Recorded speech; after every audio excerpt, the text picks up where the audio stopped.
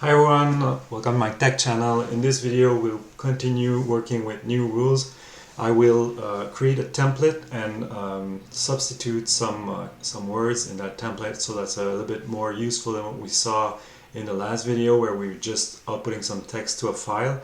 In this case I will create a file called the template, and I will create some patterns that starts and end with a percent sign, and then using a custom rule I will be replacing these patterns with actual values. So we can think of a few use cases for something like this.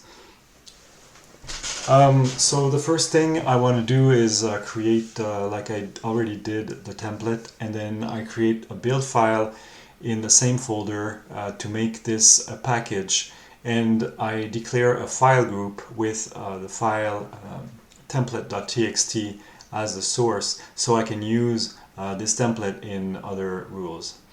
Then what I want to do next is to create the BZL file. So I'm going to call it substitution dot actually expansion.bzl, and then proceed with the implementation.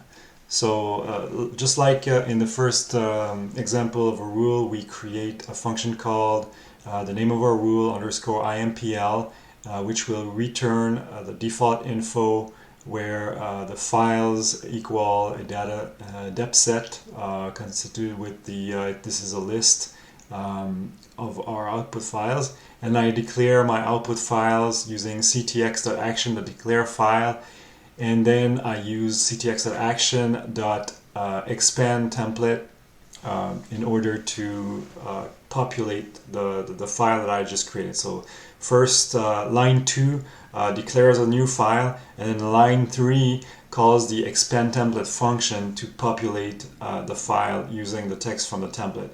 So the first attribute for the call to the expand template function is the template itself, which we can grab from the file attribute template, then a dictionary containing the substitution. So as the first key I use the %name pattern, and then I specify that this will equal, and then I created this ctx.attr.name does not exist yet. I will create it when I create the rule down below. So, and then the next substitution I want to do is the age, and similarly I will have a string which I'm going to declare later. Then I declare my rule. So like we did before, using the rule constructor, we create an instance of a rule, and we need an implementation. That's a mandatory argument, which is the function that we just worked on.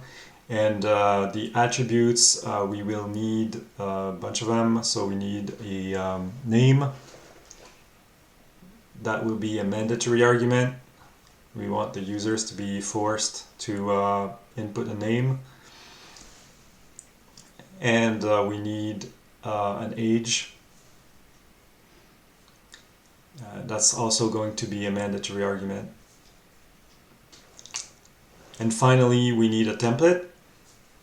And this one is a little bit different. It's going to be a file rather than a simple string.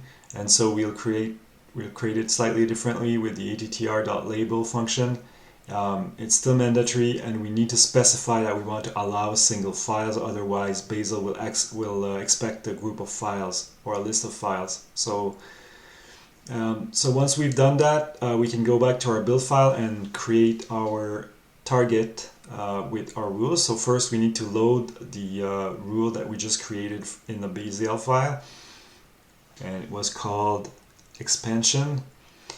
And we can finally create our target of type expansion. We'll give it a random name. This is arbitrary.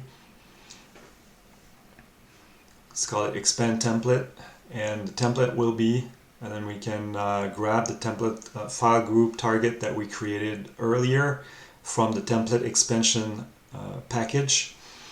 And yeah, we need to substitute this for person name because the attribute name already exists, so it will create a conflict with the name attribute. So let's call him John Doe and say pretend he's 25 years old.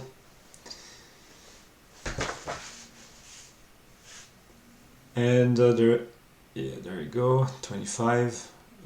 Let's not forget the comma.